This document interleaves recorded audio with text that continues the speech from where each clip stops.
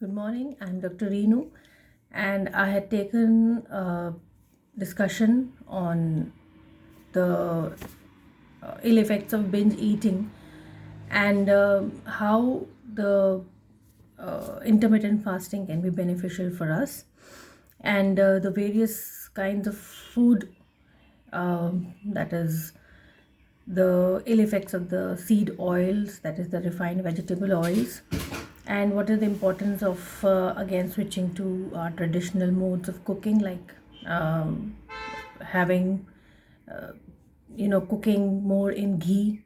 So all these things were discussed, that is to just shun the junky attitude. That was actually my tagline. So I hope you had gone through that video and had got some insight into various things and problems that can be there, which can cause various chronic diseases. Now the next my video today will be on something very interesting but very important, and it's really the underlying, you can say, the cause, if it is disturbed, of various diseases. Not only type 2 diabetes, that has been my main focus, but this which I'm going to discuss today is also the underlying cause of various other chronic diseases, mostly the non-alcoholic fatty liver diseases, like which is being uh, seen very rapidly. It's actually increasing, and it's being seen in the young population, that is the incidences of fatty liver. And it has been actually said through various researchers recently also that this can be the leading pandemic, you can say, of chronic disease. COVID was like, you can say, a condition which came and went. Okay, we had fought through it, we have managed it, but this problem of fatty liver can be, a pandemic, which will actually be very difficult to get rid of. So now today what I'm going to discuss is about metabolic switch. Now we all know about the switches, like when we put the on and off light.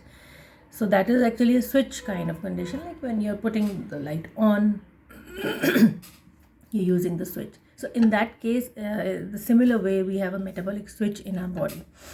That is when your body can switch from a feeding window or food window to a fasting window or a fasting cycle. That is a feed cycle and the fast cycle. Now this switch is actually related to conditions in your body, like when you're taking calorie, when you're in a fully fed condition, or when you are not taking any calories and you are in a fasting condition. So there are two conditions in a body, that is a fed condition, and the other is a fasting condition. Okay, and these two conditions actually have the different kinds of metabolic pathways operating. In a feed cycle or a feed window or a food window, we have the anabolic pathways which are taking place, and in a fasting cycle or a fasting window, that is when we are not eating anything, then the catabolic pathways are actually activated.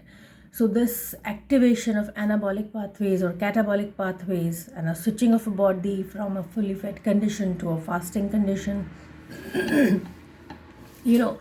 it takes place normally in every healthy individual.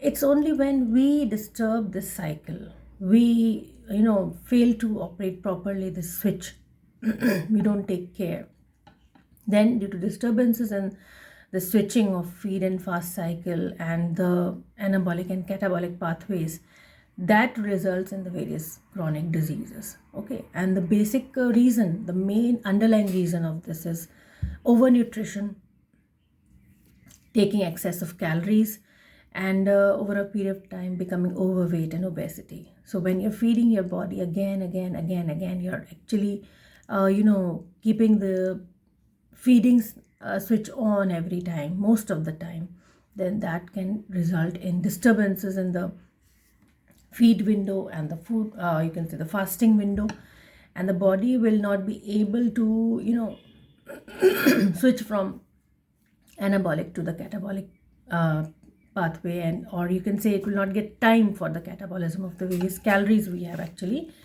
taken throughout the day.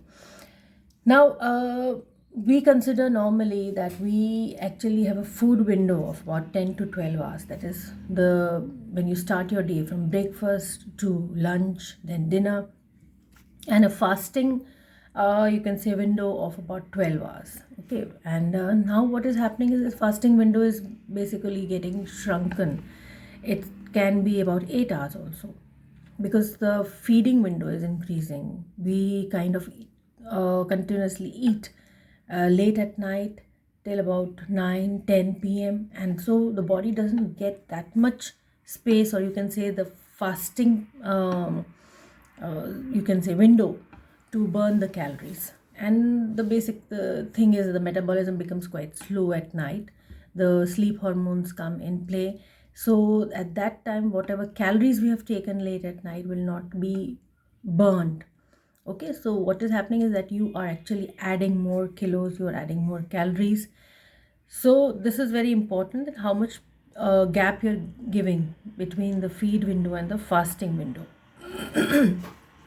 Now, what happens is any caloric intake will be sensed by the gut bacteria, and the message will be sent through the enteric nervous system to the brain to redistribute the calories, that is, use them or store them or convert them to other biomolecules, so that the normal level of these the glucose free fatty acids, amino acids, is maintained. Basically what happens, like when you're taking the food, whatever, in breakfast or lunch or dinner, you have various biomolecules in your food. You have carbohydrates, which are going to release the glucose in the gut, that will be absorbed through the small intestine.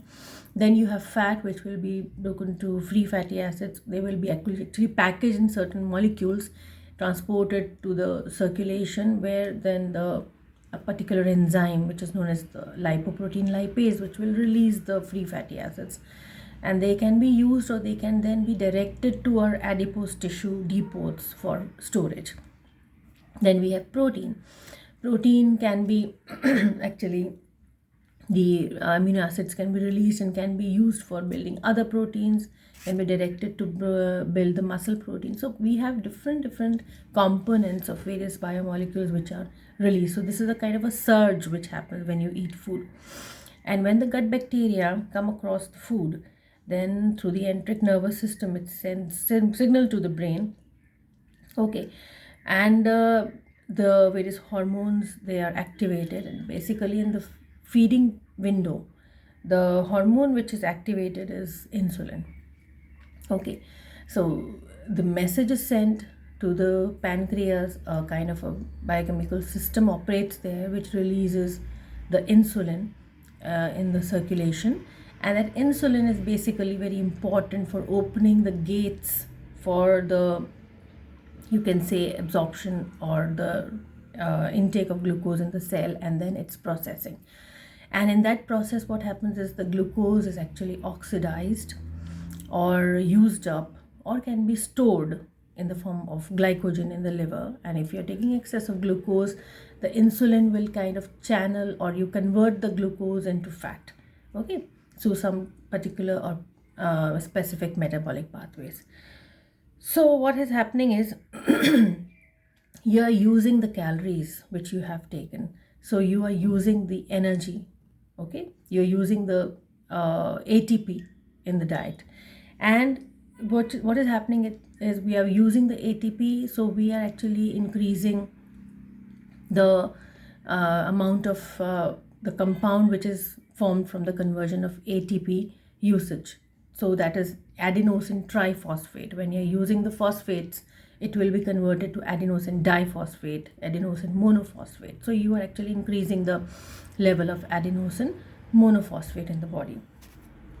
So we have a high adenosine monophosphate level, or you can say the ratio of adenosine monophosphate to ATP actually increases, okay, which activates the insulin release. Now, so this is also important, because when you are eating food, when you're taking the carbohydrates, whatever glucose is released, that is very important for providing you energy in the form of ATP, and it's important for replenishing the glycogen stores in the liver, the muscle glycogen, so that when you're exercising you get the energy required for the exercising muscles. And most importantly, we have certain tissues or organs which are completely dependent on glucose for energy. They can use alternate sources, but that is when there are periods of starvation or stress in the body. But basically the most loved my molecule for those tissues is glucose, like brain, then the erythrocytes, the red blood cells, then we have the kidney, mitochondria, the nervous system, the peripheral nervous system. So these tissues cannot live without glucose. It's very, very difficult. So these are the things which are happening, okay, when we are feeding. Now, when we are in a fast period or fasting window, the calories stored are mobilized. That is, the catabolic pathway is activated.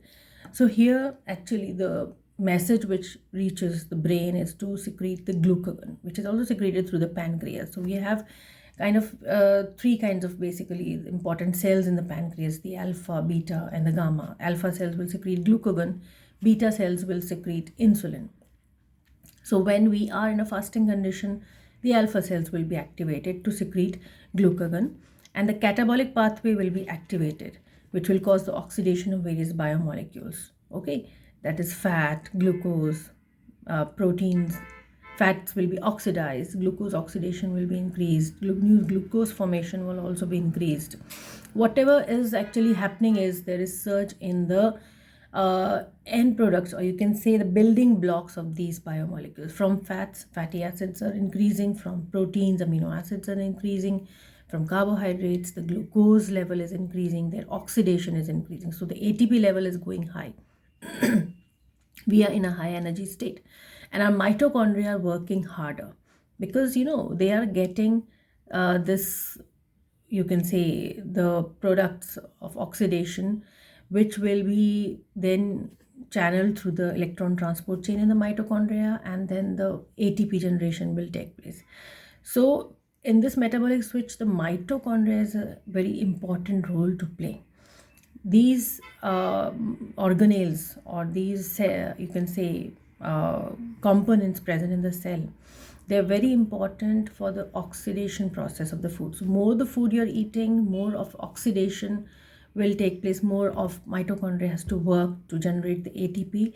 And what happens is, when you're taking excess of calories, the mitochondria, instead of converting that excess calories, oxidized calories, into ATP, it has a more of a surge of H plus ions, or you can say the uh, movement of more reduced components in the electron transport chain, and that results in the you can say generation of more heat instead of ATP.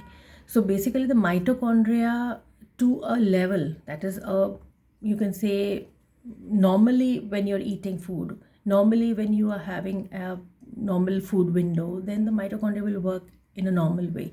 If you're actually feeding the body, overfeeding the body, taking more of excess of nutrients, now your body doesn't need that much calories, that much energy. So at a level, the mitochondria will also be exhausted and will not be able to convert that excess calories into ATP. That leads to the burning of the mitochondria, burning out or exhaustion of the mitochondria. And if the mitochondria is not working well, then this process, or you can say the metabolic switch, which should operate in a proper way, doesn't operate. Okay, so our body should have a metabolic flexibility. What we say metabolic switch is that the body should on its own switch from anabolic to catabolic, or catabolic then anabolic. That is the feeding and the fasting window. This flexibility should be there in the body. Metabolic flexibility, that is when its metabolism has to oxidize the compounds for energy, or when the body has to store the calories and use the energy. Okay, and mitochondria is playing a very important role in that. So metabolic switch, metabolic flexibility, all these things are very, very important, and all this depend on the basic one thing, that is how much time you're giving the body for not eating anything. Okay, so I recommend about 10 to 12 hours of gap, and please eat early. Again and again I repeat in my videos that we should be eating our food around 8 p.m, not later than that. If it's sooner than that, very very good, but give the body at least 10 to 12 hours for the fasting window to operate, for all these switches to operate properly. Now, another thing is that why mitochondrial exhaustion is also harmful, because when the mitochondria is not producing ATP, and it's not converting the oxygen to water at the end of the electron transport chain, whatever the electrons are being transported through the electron transport chain, the hydrogen ions which are transported, they convert oxygen into their superoxide ions. Then hydrogen peroxide is formed. That is, you can say, the body releases more of free radicals, or oxidative stress in the body increases. All this condition is actually, this is the underlying cause of various chronic disease.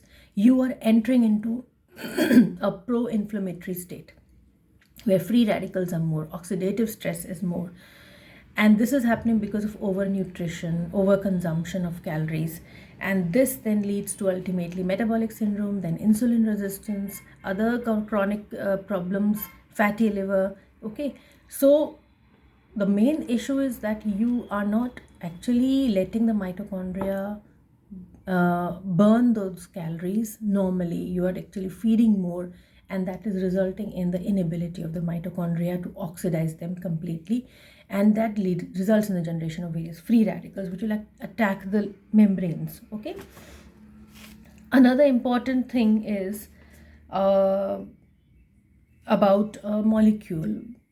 I think I would discuss this in detail in my next video, but I would like to end this video with something which will be very easily understood by all. That is, the greatest threat to future health is chronic energy imbalance, in which intake exceeds the expenditure. This energy imbalance contributes to global epidemic of overweight, obesity. It accelerates the aging and type 2 diabetes mellitus, cardiovascular risks, then the non-alcoholic fatty liver diseases, the chronic kidney diseases, and cancer. So this energy imbalance is the main culprit. And one point important is, more exercises you do, if you do more of high intensity interval trainings and cardio exercises, aerobic exercises, more of you are actually generating more of mitochondria in your body, and you are actually burning more of your excess calories. That is actually very helpful for the healthy operation of the metabolic switches. And one molecule which I will discuss in the next video, that is the AMP kinase, adenosine monophosphate kinase, which is very important in this operation of metabolic switch. So the more you exercise, the more healthier you are. That is, exercise according to your age, according to your capability, your stamina, but you should have physical activity. You should incorporate physical activity in your daily routine, which will keep this fasting feeding window to operate in a proper way. It will give more flexibility, metabolic flexibility to your body. That is, to when to switch from storing the calories and then burning the calories. Okay, so this is all a milieu of you can say the metabolism, and it is very very, you can say, delicate network which has been intricately designed by the body, in the body, and it operates so beautifully. But the thing is that we have so much interfered in its operation. We have not given it more flexibility. We have made it inflexible. We are actually directing the body what to do and what not to do. And so nature has actually built this kind of a network, how to burn calories, how to keep you healthy. But then we have disturbed this by our unhealthy eating habits, unhealthy timings of eating, unhealthy food products. Okay, and the kind of a fast life we are actually leading, the stress we are having, all this has disturbed this switch. Okay, we have a replacement of normal switches. It's very easy. We can bring another switch for a fan, for light, for the metabolic flexibility, the proper operation of metabolism. If the switch disturbs once, you cannot replace it. You have to keep it in a normal process by certain drugs then, or some kind of interventions. Or if you don't intervene, then you can lead to that can lead to chronic diseases. So the disturbance of metabolic switch is, not very easily, cannot be replaced, okay, as normal switches can be. So please take care of what you're eating and when you're not eating, so that the switch works well. Thank you. Bye.